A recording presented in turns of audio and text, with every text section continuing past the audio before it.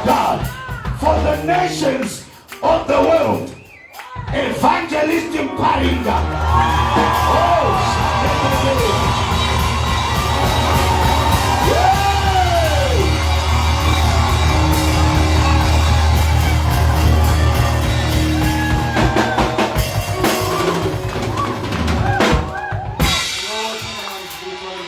God bless you.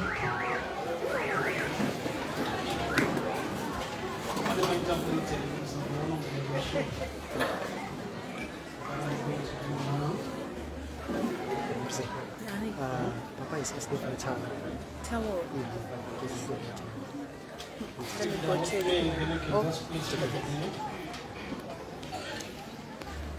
I'm a bit fasting. So I'm not going to serve.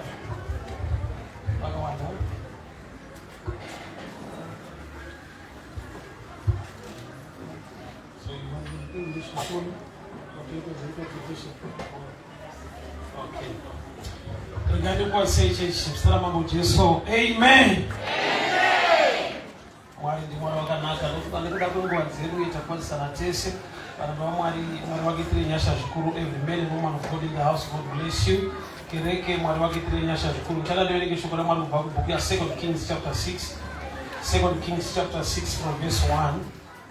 2 Kings chapter 6 from verse 1. And the sons of the prophet said unto Elisha, Behold, now the place where we dwell is too small for us. Let us go, we pray thee, unto Jordan, and take hence every man a beam, and let us make a place there that we may dwell. And he said, Go. And one said, Be content, I pray thee, and go with thy servants. And he answered, I will go. So he went with them. And when they came to Jordan, they cut down wood. But as one was filling a beam, the axe head fell into water, and he cried and said, Oh, my master, it was borrowed. And the man of God says, Where did it fall? And he showed him the place. And he cut down a stick and cast it hither, and the iron did swim. Therefore he said, Take it up. And he put out his hand and took it. Father, we thank you for your word. Speak to us tonight. Instruct us, correct us, and empower us for the glory of your name. In Jesus' mighty name I pray. Amen. The message I didn't ask it's all about deliverance. Not about the hand of God. Kuna ma issues in life I will not fight and kutrabita zino. Chishiramba. Effort yako kaisa but things are not happening. And I discover that you need the hand of God. Somehow you need the miracle to happen in your life. Kugwara kurongeka kuripo but things are not happening. So you need a supernatural hand of God to help you out. So nyanda verenga pano vanhu vakatara na prophet Elisha titakundotema mapango mbiri kwa Jordan ndokubva avatendera kuenda but mumwe ndokubva zoti aiwa hazvigonere kuti muende nesu. That was a good idea. Nokuti vaiziva kune mapango ekundotema mbiri kwa Jordan. Matemo vaiva nawo simba vanaro, but they wanted the presence of the prophet among them. Unoziva here kuti kana zvinhu zvakarongeka sometimes ndakabva umwe achitaudza unombotry zvikazonetsa wozonamata. I prefer to be with God in my situation than to call up to the Lord when the situation is not good. Moses akachibata akati aiwa ishe mukasaenda nesu kuenda kwacho akuite. Why? Nokuti tinogona kusimuka tikatanga kufamba but kune nyaya dziriko dzekuti kugona kwedu kurwa kwedu nokurongeka kwedu kunoshayiwa simba, but we need your presence. So tine vanhu vane lifestyle yekuti vanoshedza Mwari musituation kogoita vanhu vanofamba naMwari anovarwira kana va musituation. So choice iri kumunhu. Unogona kuti ndakuita zvinhu zvangu but zvikazonetsa ndozoda kunamata. In terms of business munhu anonoodha zvaari kuodha. Kuzvitengesa zvoregera kufamba ndopanoti mufundisi mbondinamatirai zvinhu zvangu asi kufamba. Pakutanga kwazvo hapana munamato, pane intelligence kurongeka nekuziva marketing never structure. But I've discovered in life kuti my challenges are spiritual, hakundwe neintelligence. Kana iri nawe marriage tine marriage counselor marriage officer anokugadzirisa dzimba dzavo nekudini nekudini, but akadiscover kuti dzavo futi dzinonetsa. But hazviite kuti aregere kuuya kubasa isi even arohwa nemurume because ndokwaanotoshanda ikoko. That's right. Kune ma issues ekuti no matter how professional you are, you need the miracle. So vanga vati takuenda iri kundotema mapango munhu waMwari ndokubva endai. But pana akazoti no ndiri kukumbirisa, I pray thee and the name. Amusiri muri kundotema miti, amusiri muri kunoita zvese, but we need your presence. Munhu waMwari ana kuramba akavhuma. Saka nawe kufamba naMwari ichoice yemunhu kudarika choice yaMwari. Isarudzo yako kufamba naye kutenda Mwari kuti Mwari ivaineni pazvinhu zvose.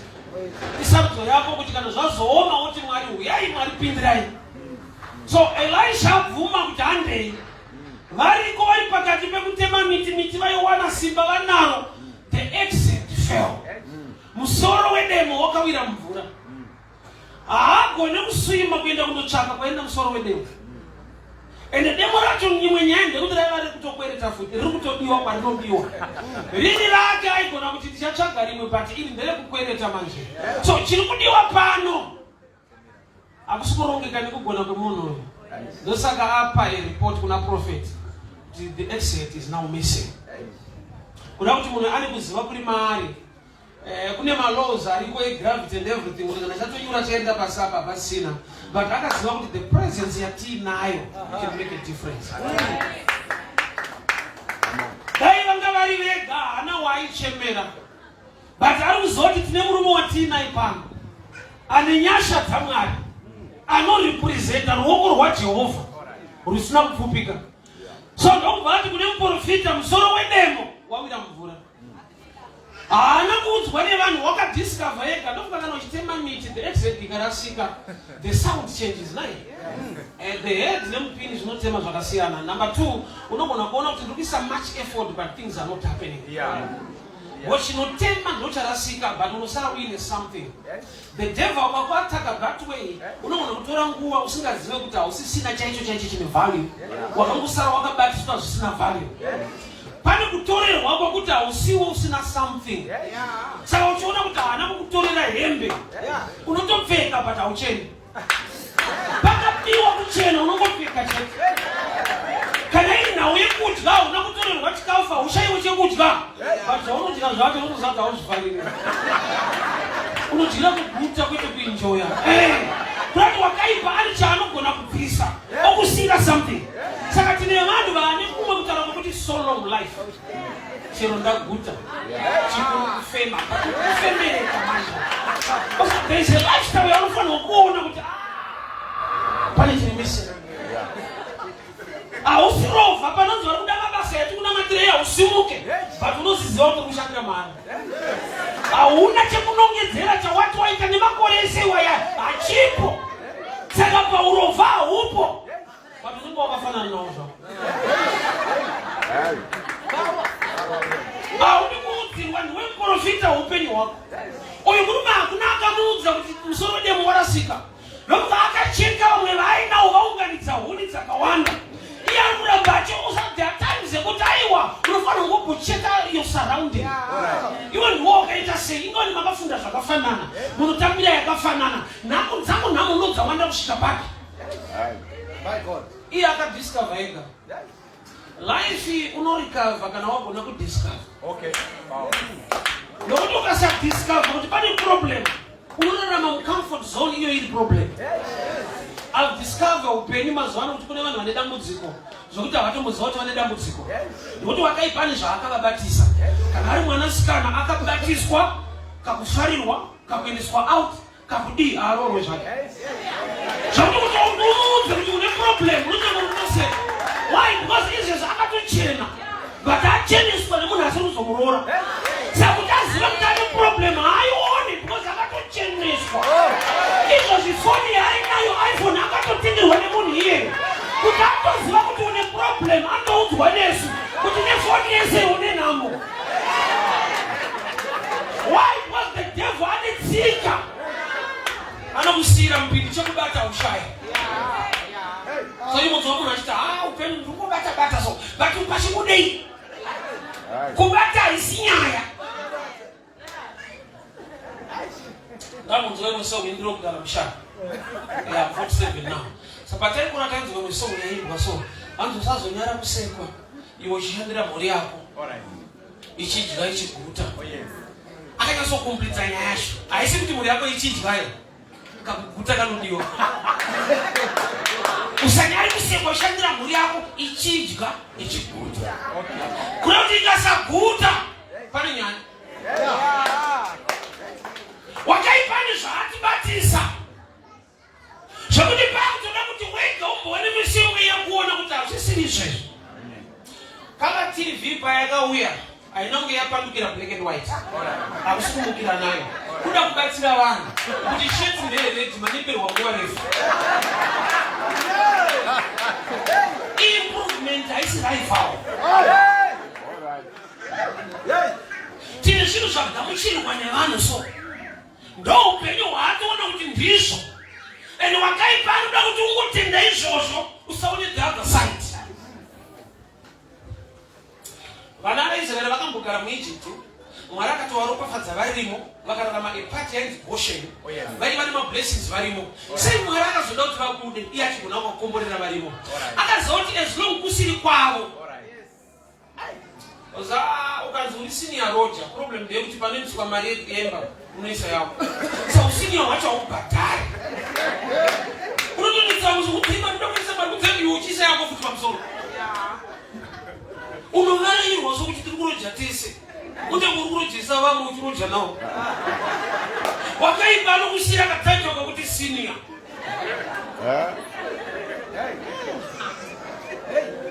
Kuti uziva kuti uri mudambudziko unotozoudzwa une vamwe. Because uri senior ka. Vamwe visana ripota kwauri. Mutara atobva kumusha yastora mari dzerenti anosvikira kwako batuchisa yako. Saka vanhu unovatukirei. Vamwe unovanetserei. Inyaya kuti unovarairwa. Une mupini wakasiyirwa. Pana akadiscover kuti haisi yo life. Kurarama ndiri kurarama but kararamiro. Unoziva Mose ndakamudira chinhu 1. Mose anga ane dzimwe nyasha as a prophet. Dzekuziva original plan yaMwari. Original plan yakaisire kubuda muEgypt. Yanga ine kabudiro. Genesis 15, 13 and 14. Mwari akataura naAbhurama anoti vanhu vacharanhapwa muEgypt asi vachabuda with great substance. Saka waiona kuti Faro pane paainde kushinza so kuti buda isiyai mombe. Airamba kubuda time nemabudire waindi Moses. But munhu ari desperate muproblem akanzi budai anoti chikuru kubuda. Budai siyai mombe. Budai siyai madzimai enyu. I see what is your plan. They will come out with great substance. Because says no original plan yaMwari, you settle for less. And you don't want to go it's okay, Jesus don't like that.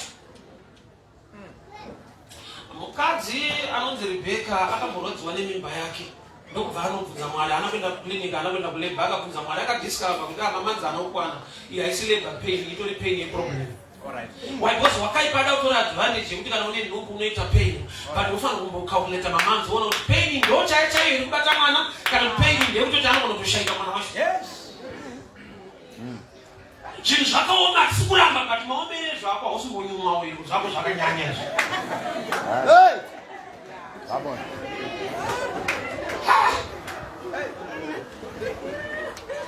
Hatisi kuramba kuti zvakaoma. But tinomboita kuti tikasvika kubhusha tione mune nzondora inyaya yekuti kuna adya huku yazvo akasiyana uno. Pese patiri kutenga mabhonzo isaini kuti mombe yacho yange iriko ende hakuna mombe yemabhonzo chete yange itone nyama. Kune vanhu kudya nyama mukore uno. You need to discover so you can recover. Haana kuudzirwa kuti mukuru muri kusikoro vane mupinayo ega akazvinzwa kuti aiwa zvangu zvanyanya. Usapane pamba kuti the devil ari kutora advantage yekuti hausinyatsoongorora mamirire zvinhu. Uri kungoti zvinhu zvakaoma but maomere akaita zvako. Hanzi vakomana havasi kuroora mazuva ano. Mirira une Saturday unoona mota dzine mabhaloni so kuri kuroorwa munhu wena Saturday yati kupinda kuna kutorwa. Iwe wakangodzwa kuti mazuva ano hakuna ari serious. Uchavaona vari serious Saturday. Ukamona padarika mota yemabhaloni vanachiti mumwe wenyu aenda. Nekandikutipa munyakuenda. Come on. Imo mwili muno. Sasa niache yangu tu kuita nalo ni life kutai wapande zangu ishika. Ndinenge ndakabati kwa mpili bana. Mumele chulimo. Pano kushinga zakatsunga usimuke. Pano nyatsona kuta. Simbai.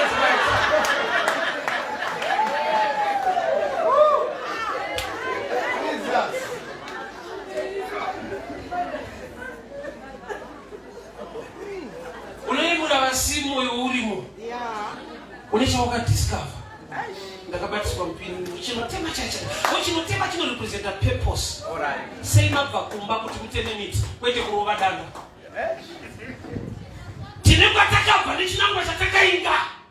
Sema kora pera ndipa backside risina kana testimony. Pani paunofanira kusvika paunorwadziwa kuti aiwa ndine chatakainga pano. Mwaida kuda ruoko rwenyasha kuti chibatike. Come on. Unasiwa une something. Yes. Hakutora iwe kuziva manje. Andizvo. Ndikungorova but mutu uya usutu. Apana chandiri kutema. Saka funga aona effort yaisa apana result. The sound is different. Number 3. Demo musoro paunowira mvura, rakawira mvura. It makes also another sound. All right. Machemera akwaya. Because kuchema kuri in 2 dimensions. That's why mwanasikana wa Faro pakaenda kurwizikunogeza akaona basket riri among the reeds. Ndokutuma muranda wake paakatora akauya akarivhura. Mose akachema.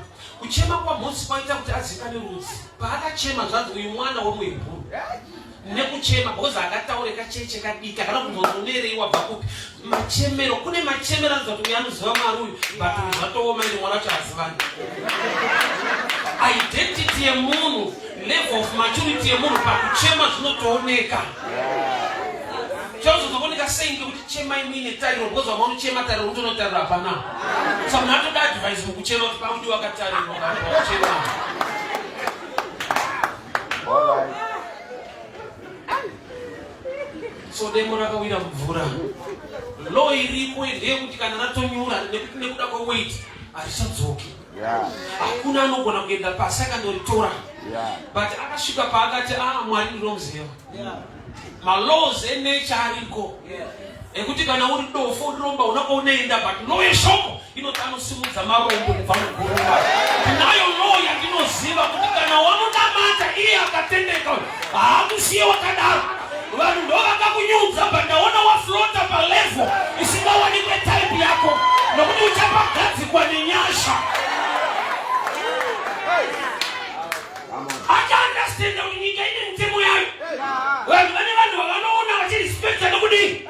But kana ndachema kuna Mwari pano pari kuda kunana wangu pano. Demo haitenderwa kuflota nelaw yegravity. But law yegrace ichandiunzira demo rangu pano. So ndakafara kuti hana kungokumbira vamwe wake. Kukumbira right. But kuita zvako futi right.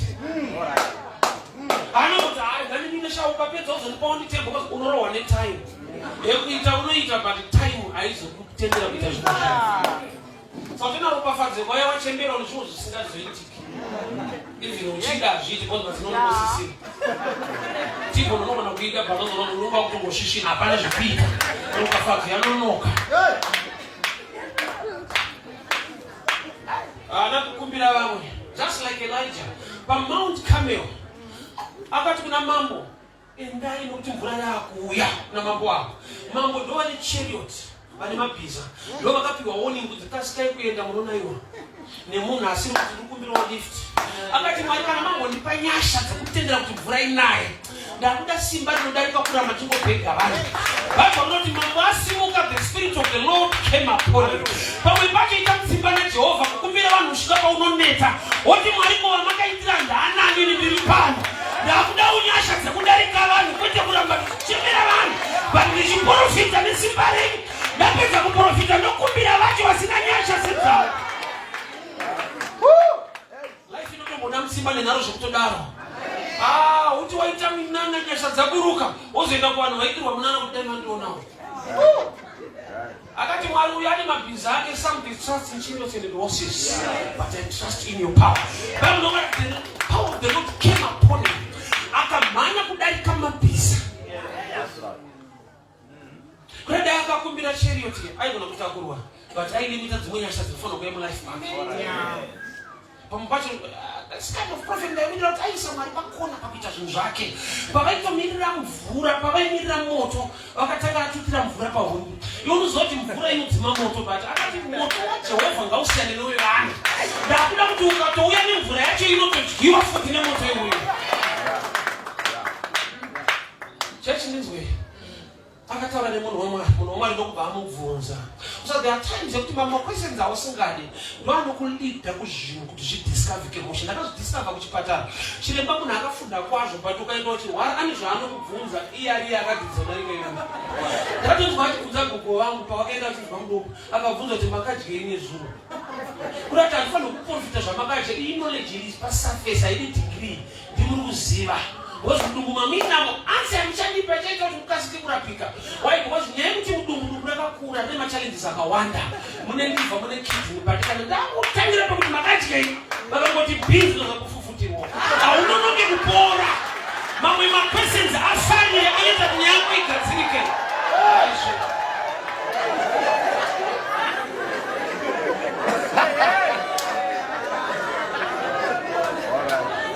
Ndinofara kuti kana chiprofiti vachiti go deeper, man of God. Iwo go surface ubatsirike. Imotaurawo zviri pachena kuti basa kokunetsa pane nondi nenungo. Tione pekutangira ka. Unoenda kubasa hauna zvinovengesa iri zvaoneita. Unotoprofitwa futi. Kana ukanamatira ukawana basa nenyasha dzaMwari. Time yekubasa bata. Hauti basa mutanga naye kusvika kumateno kuti ndere nyasha rinopera nenyasha.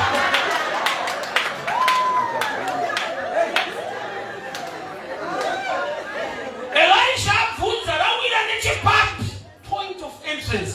Kwete kuti raakupi uko kure. Saka shoko richiti zvakavanzika ndezvaJehovha. Zviri pachena akapa vanakomana vevanhu kuti vazive. Saka dambudziko ndiro zviri pachena hausi kuziva. Rawira nechepapi, point of entrance. That question is not easy. Why? Arutema miti naye musoro wede muwawira mvura. Kwaasina kuona ndokwaribvunza nechepapi. Chakanakira kumvura manje, point of entrance zvainoita kana ndichawira panofoneka mabubbles from the point of entrance. Anonzikisera umakanda chinhu pane tumawave tunobva pa point of entrance. Kureva kuti murume uyu ndofunga parakawira akacheuka.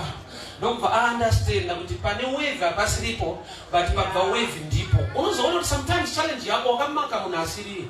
Wakamaka the wave but not the stone rawira ikapa. Why? Because chawira mumvura chinosoma a wave. Ukanonoka kucheuka unoona wave rava padhuze, womaka hama dzako dziri padhuze. Ndisekuru George chetu upenyu wangu dai wakatoita kudai. Iwo ausatowaruye ukaruye unodarika zvauri kuita. Hauna? Show me the point of entrance. Ingwani munoprofita munhu wamwari kuti ngoprofitai pariri paraenda napo. Pane information yekutsvagwa mumunhu. Saka toona Mwari nemuziva kwavo kwese vanobvunza Adamu kuti uripi.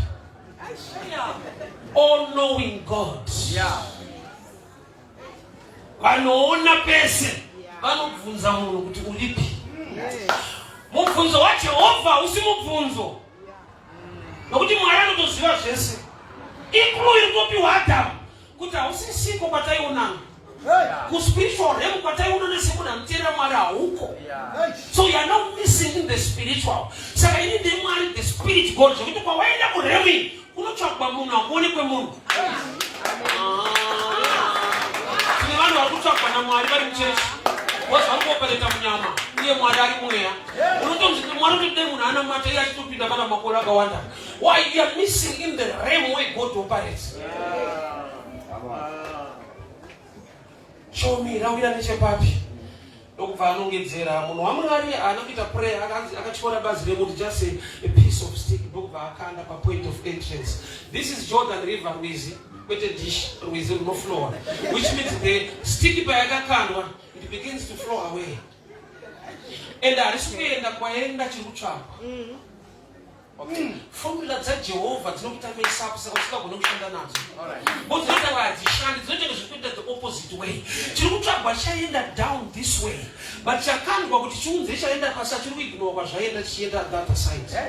Saka uchaona pese pakuti ndichada kupa Mwari, Mwari wacho haumuoni unopa munhu. Saka Mwari ubva azoti Kornelio, minamato yako nezvipo zvasvika. Zvinotosvika izvo zvaendawo. Mwari anoda kusvika kwazvo izvo zvaenda the other way. So the stick yakandwa panapa irikuteerera ichitoenda kwairi kuenda. I thank God this man haana kukomplaina kuti aoneka zvakuenda hamusi kuwirirana kwaenda chatiri kuda Ishe. Sometimes formula dzekuita kwaJehovha dzinotoda munhu ane faith.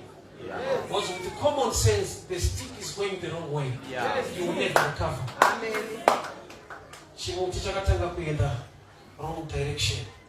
Pasina chinguva zvanzi the exit ndobva raflota pamusoro. The exit charikonzera kutonyura kurema. But neuremu iwowo pane simba rasimudza. Simba iri harisi kuoneka. But riri kuona marizauti ari kuoneka. Hapana kuoneka akanobata pasi akasimudza. Haugoni kunyatsoongorora kuti chii chiri kusimudza kudai.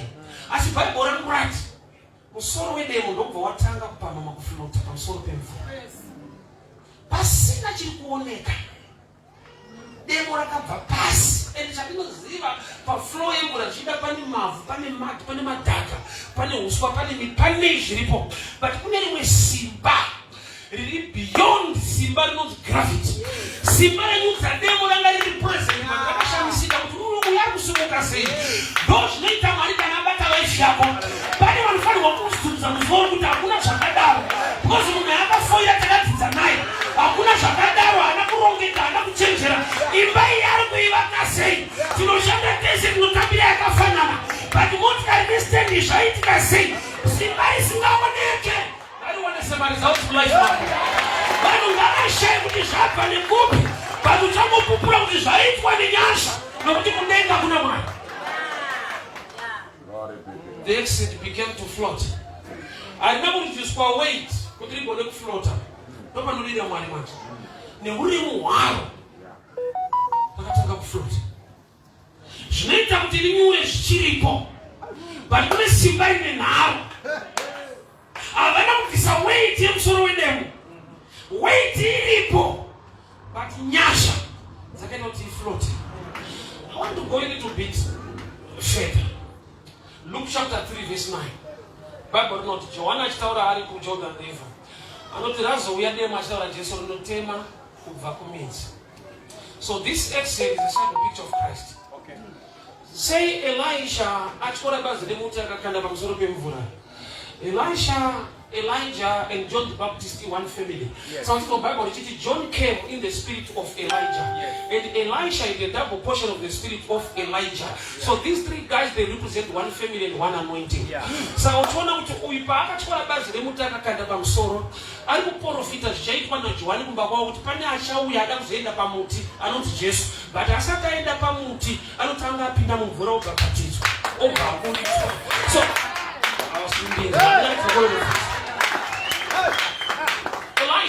Elijah and John the Baptist is one family. Then came John in the spirit of Elijah. So Elisha akawana anointing from Elijah. And John came with the same spirit. So all three is one family, one anointing. So family yao unachababatisa Jesu anoti John. Jesu achanyikwa mumvura obva aburiswa. Abuda ozoenda padanda pamuchinjikwa.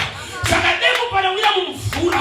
Ndori kunzi naJohani razouya demo rinotema kubva kumidzi. But demo indi Jesu anoti kana auya ndichamunyika mvura obuda. Kana abuda oteera danda pamuchinjikwa kunorevererwa. That's why Elijah anakupinda prayer akademonstrate Kristu. Nyenda panza isiende mundi Jesu.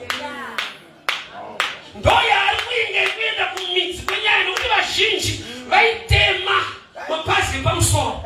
Saka kwaagriculture manje kune miti yekuti kana watema kumusoro after 2 years, after 3 months unoona yakuita sei. Saka watoona dzimwe nhau wakadzisorofa nekufunga kwevanhu. But paakuda demo rinonzi Jesu Rinonobata pane mudzi wemuroyi wacho pane mishonga yacho ipapa. Pese pari kubva nhamo yako demo rinonzi Jesu ngarisvike ikoko. Unyanza wakasolva neintelligence nemaconnections. Things zvinoramba zvichibuda. Saka kuti ukasimuka wodona. Ukasimuka wodona. Ukaona ari kukurukira obva achishanda neupomuka munhu. Kumidza kusati kwaenda. Every issue in life needs in a root.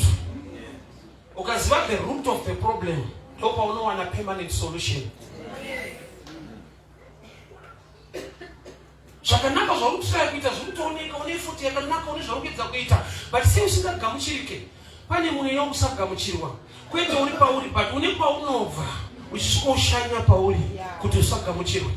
Saka patinokuti tita zvakati tichita halfway down ngondiri kudhira nekumusoro kumapazi emiti. Saka tona neimwe nguva Jesu akatuka muonde. Mangwana kuseni vakudarika zvanzi naPita, Ishe muti wamakatuka waoma kubva kumidzi. Kurati Jesu kana akudhira nenyaya haabati pasurface pamusoro, anoenda parutu yeevery matter. Nyaya yako ine mudzi haisi nyaya iri pasurface. Unyanya kugadzirisa pamakeup. Ende wanyatsoparowa zvakanaka patinda. Havasi kutoenda, havasi kuona. Uri kurova pasurface hanzvadzi yangu. Akati usarorwe ndiyaonde azoshumbira kuti Jesu ngaadhirani. Effort yawaisa ndaiona, you need a miracle in your life. You need the hand of God. Unekuda kuti ruoko rwaMwari haruna kupfupika, runoenda kuroot of the matter. Mwana wananzwa neshungu effort nekuita zvinhu and things are not working. Why? Because varongotema miti pamusoro. Varongotema miti. Pane demo rinofanira kuti riende kumidzi. So demo iri harina kurasika, rakaenda kumidzi, rakarasisa. Rakaenda kunoadresa the root of the tree yavari kutema. Nyaya yako ine midzi. Ende kumudzi ikoko iwe wagona kusvikako. Panogoda the invisible hand of the Lord. Haugoni kusimuka pano kana konfrata uyewa kumushoka. Panoda kuti wanakata pano. Woti Jehovha ruoko rwenyu haruna kupfupika. Kuri kugana moyo wangu munokuziva. I need to recover my marriage. I need to recover my business. I need to recover my life. Upenyu hwako uri kuziva kuti unotraya, but things are not happening. Saka pane nguva yekuti tine vanhu vanoudza kuti must wake up. Anzwa. Mama notsa tinokupa ndozvaunokurudzirwa uchitoita. Try this, try this. Atosimira mukuita izvozvo, things are not happening. Panodiwa the invisible hand of God. Tine vanhu vanotraya koma zvikutraya chaiko. Zvokuti pese paunomuudza anozongonyara kubvuma kuti alright munhu washe. Badai munhu aigona kuudza kuti baba. Prayer. Fasting. Hauna manotso uchakupa madry fasting aita maonete. Saka yakushandiswa bati zvese izvi. Apa veggie kuda kuti pamwe ndichatongoleke. Pamwe ndoupenyu hwacho ndodii have tried. So mwari vachishumira kwandiri vati I need to deliver my people tonight. The invisible. Iwe chichaoneka miles out. Kuti zvafamba sei haisi programu yako. Chauchaona uchakuona demo risingatenderwi kuflota. Ramflota. Ndiri kuti kudii? Une zvawakatsvaga kwenguva refu zvikasabatika. Mwari vachazviudza pedyo newe. Kuti zvasvika sei pauri uchangoziva kuti munana waJehovha. Nokuti zvinhu zvinofambirwa nevanhu kure vachizvitsvaga. But kune zvichauya pedyo newe.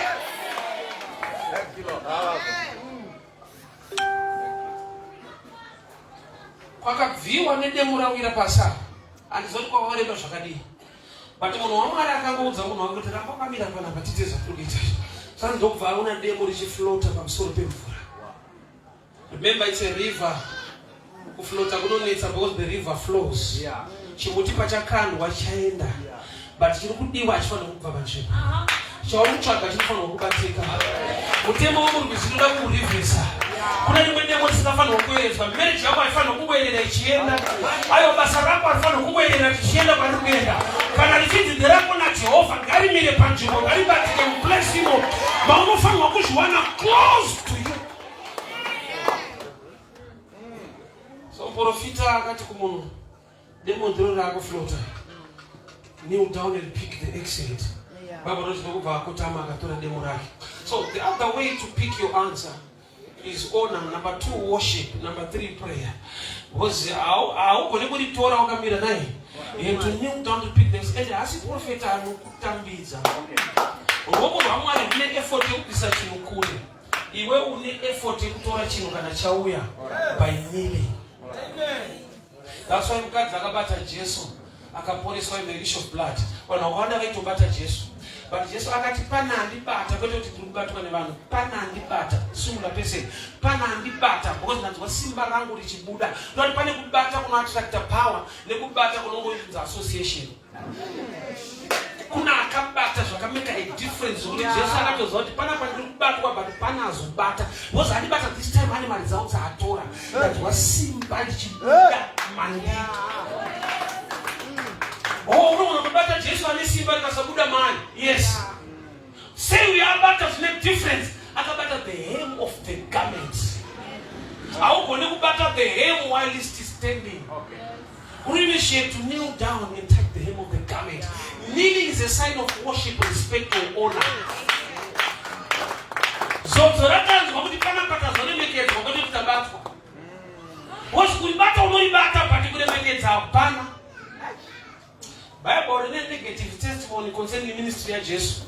Ipi, tanti in gallery anapita minana mizhinji, akaita mishoma because of their unbelief. Kwete kuti aisaruza kugitira zvakawanda kana tanga ane power kune dzimwe nzvimbo. In every place is the same Jesus but different results. Zvichiendera necongregation nevanhu vari kudhila nawo.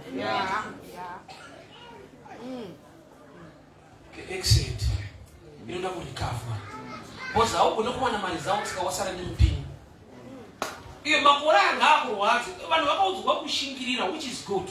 But kuramba uchingoshinga usina mari dzawo zvamuda kumbotsvaga mari dzawo dzimanje. Effort yauri kuisa iri right, but the result must also come. I remember that ndaimbogera location so kunonzi kuwadzana 3. So the guy either magistrate, but akasali kumborudza zvigero kana kuisa so wegera which one is sorrow. Iye chaimbogona chekuti shinga unomume shinga andakuzoshinga ndauya kuzogerwa. The truth ndekuti andinokuya kuzoshinga ndakuzogerwa. Pamubati zvanainga ndo zvandinofanira kutaura manje kuti kushingiswa uye unofanira kunge ukarelaxa. Kuramba uchingoteka nempini sango rinomba waneta iwaneta manje.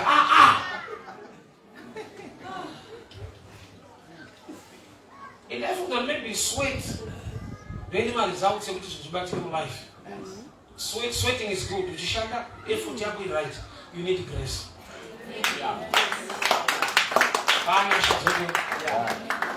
Pakashaika nyasha.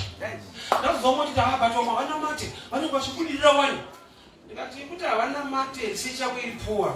Vane zvavanonamata nemanamatiro avanoita. Kuti vakakudza uzvide. Chakanakira kwedu kumanje Mwari vakatopa mwanakomana wake akakufira. Uko kunonofa weka. Unakuraya vako.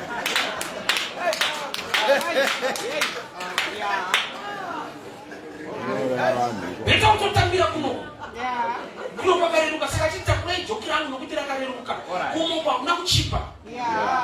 Vaunoona vane maproblems vari muzvinhu izvozvo. Vane zvekutovanetsa iwo chivayemura.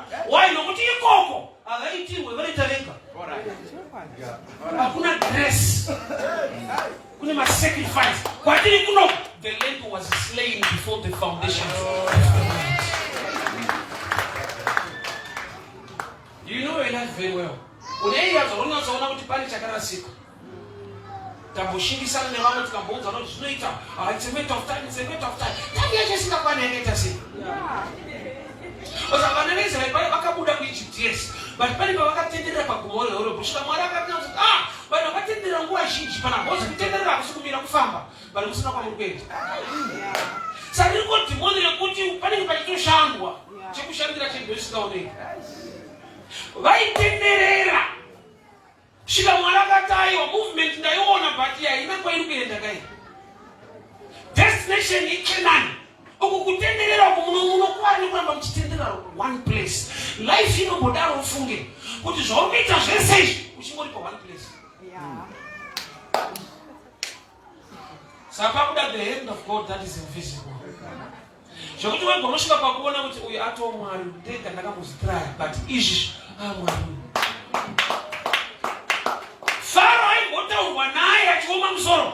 Svika mwari vati kuna Mozisi pakutoda kuti ini ndichiita something now. Uchinda uyo hanzwa uyu mambotaura mambonegotiata hanzwa chimira ndimboudza dzimwe nyaya dzimbomusota. Ende chakanakira Jehovha mwari ndimwari ane chariots of fire. But akambotuma matatya.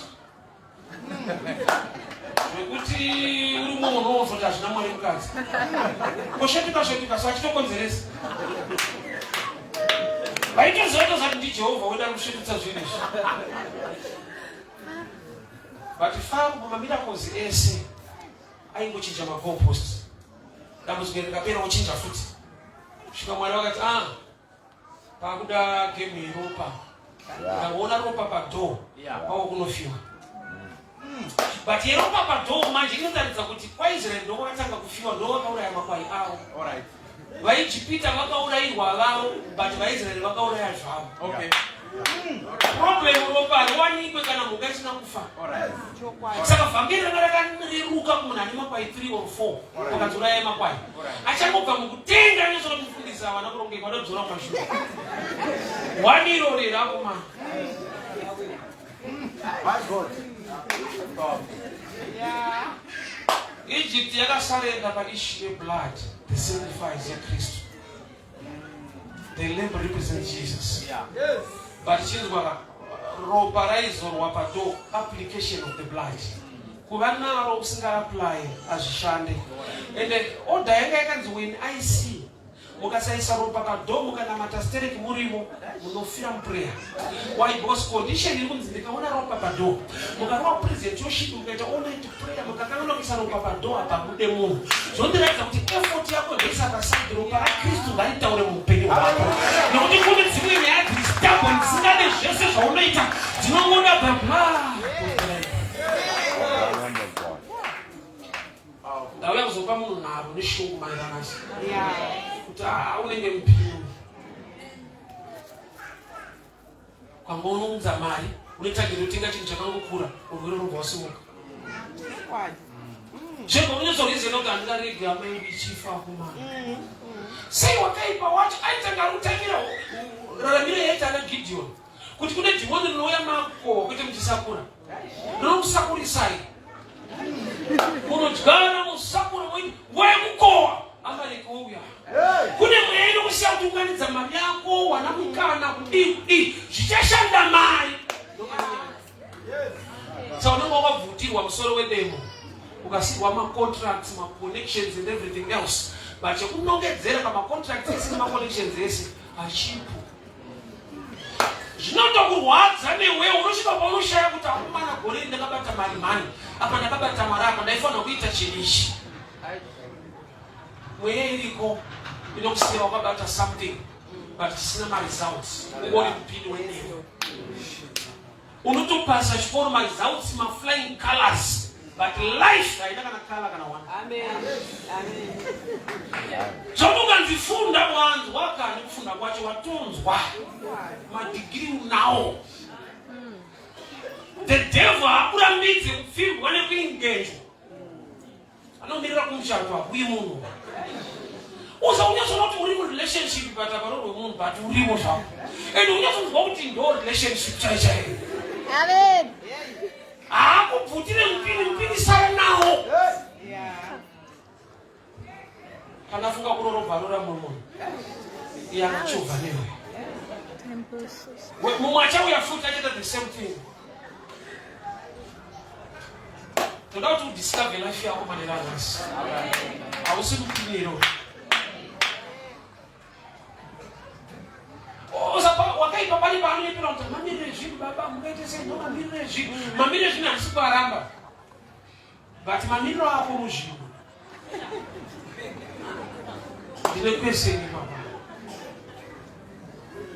ko zvavamwe zviri kuita vakamboita sei baba inyika yacho. Mamiriro acho ndo zvakaita nyika yacho. Munyika iyo iyi vamwe zviri kuvaitira. That's why I always challenge people. Ukanzi zviri sei usati zvakaoma, ichindakaomerwa. Usamirire vanhu.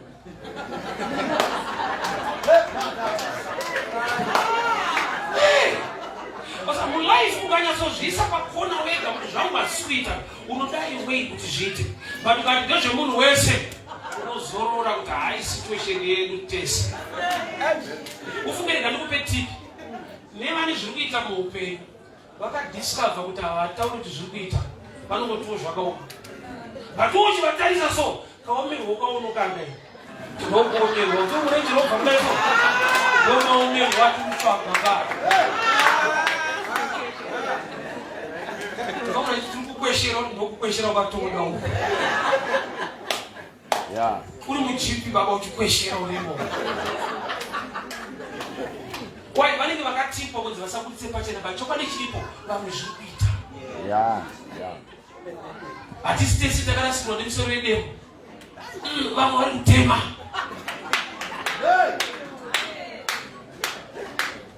Kune dzimba dziri kuwakwa kuHarare kuna Nakuru zviri kunofudza kuti uri kuJoburg. Munyika yakaoma kudai. Ukamira parodhi mota dzinorereka apo unoti vakachiti zvakaoma paiwa ndakaomerwa. Paunomira pangore mabhanana negosheta mabhanana kuna kuti ndo $8.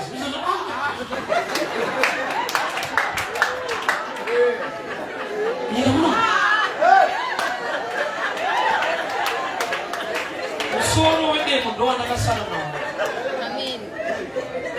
Sene muyemurume unoshedzwa nayo but kuwirirana nemunhu iyeyo hamuwirirani. Ukazisana chete maisibanda unotizana sibanda atoonani unosirwa sene kungeire michato rina utorerwa urusiwo barunoverera wegona kuti ukaitarisa soshedza kuti this is a scam. Aya maspita kandachokwanga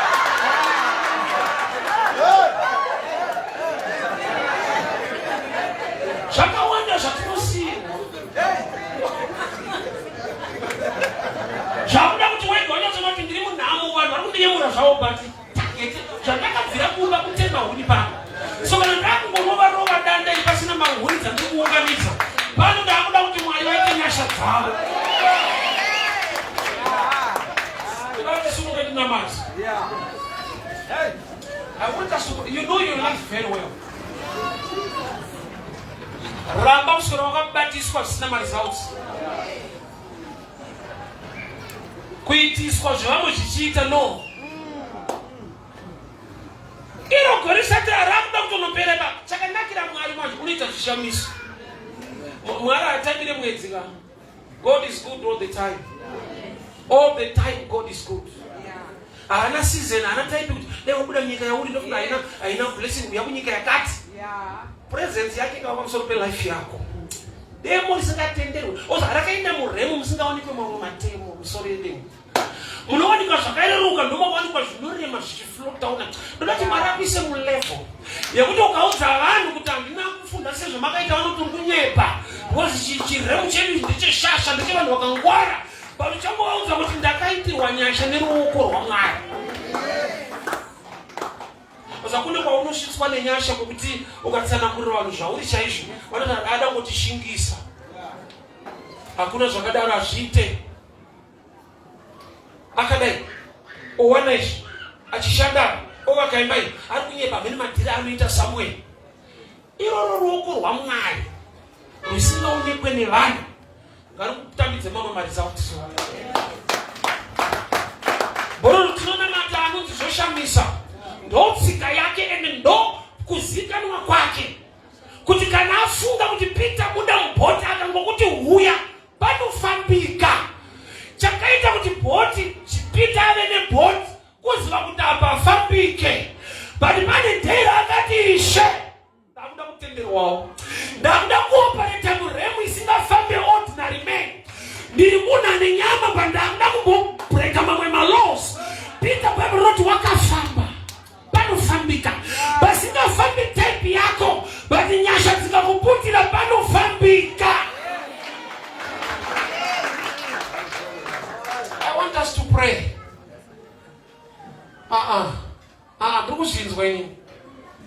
Marata, I want to deliver my people tonight. Amen. Andai kuna kuramba kutaura izviroro. Bondo muziva kuti ruoko rwake ruoneke. Asi mali zao dzakanooneka.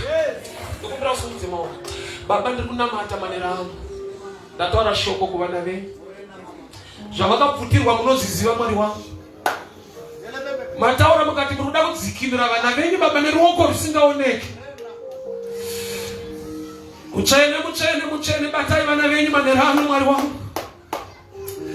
Uiwonai Mwari wangu akabatiswa zvino. Chaanofanirwa kubata chaipo akachibvutirwa. Imba iyi akaitorerwa mufaro wakaenda akasara nekushushwa nekurohwa bedzi. Maria anofanirwa kubata aibatike basa riripo ari kushanda achingoshandiswa. Mutsvene wakatendeka Mwari wenyasha. Ndakutaura ruoko rwenyu Jehovha. Ruoko rwenyu Jehovha. Ruoko rwenyu Jehovha. Rusina kupfupika. Ngarubate vana venyu manheru ano. Ngarubate mabasa avo. Ngarubate michato yavo. Ngarubate dzimba dzavo. Mutsvene ndinodeclare nyasha. In the mighty name of Jesus. In the mighty name of Jesus.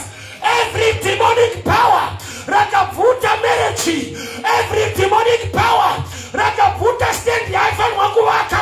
Ndikudeclare manheru anhasi. The invisible hand. The invisible hand. The invisible hand of Jehovah. May the exit flow tonight. Gaupamame garipamame demo. Gashibatike. Gashipema shakalikwa. Ndinoenda kumusha kwake. Ndinotumira mhepo ikoko. Mucheto wakalikwa muhari.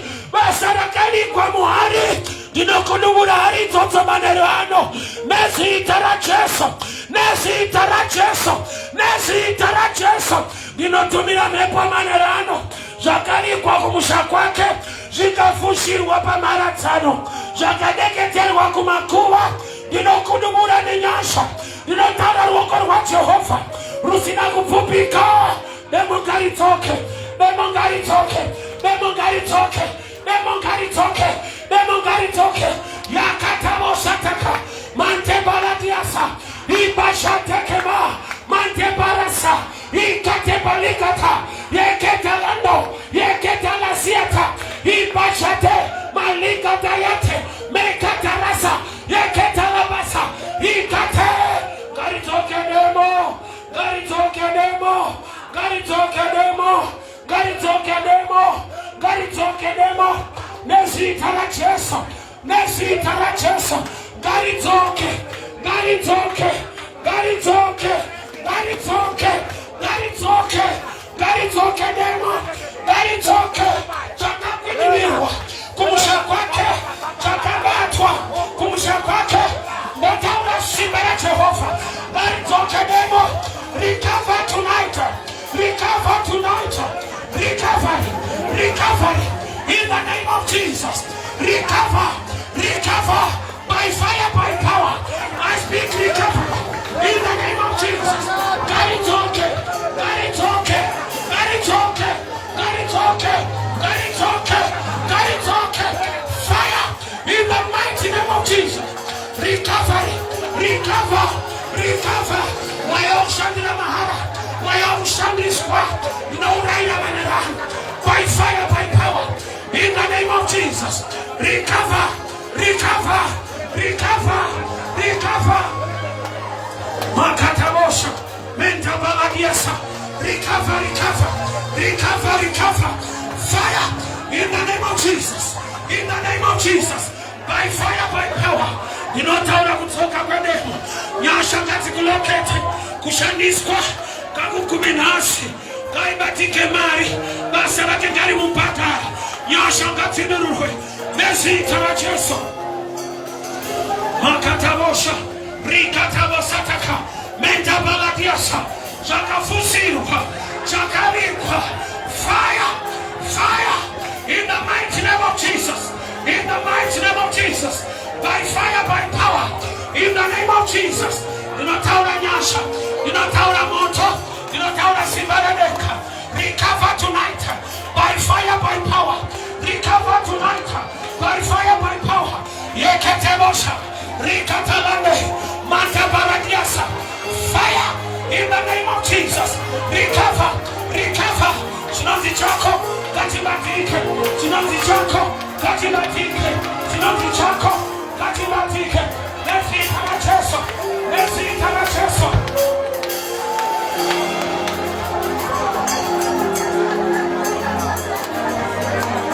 Father, we thank you.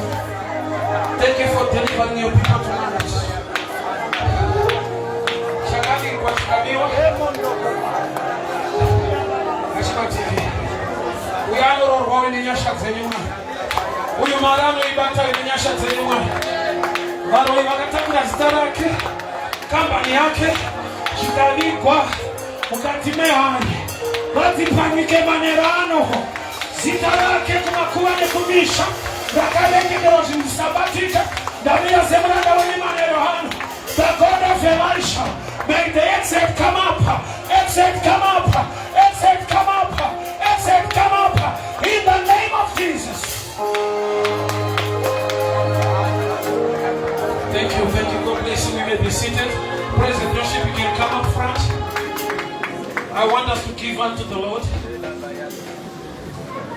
It's time to bring our offering into the house of the Lord.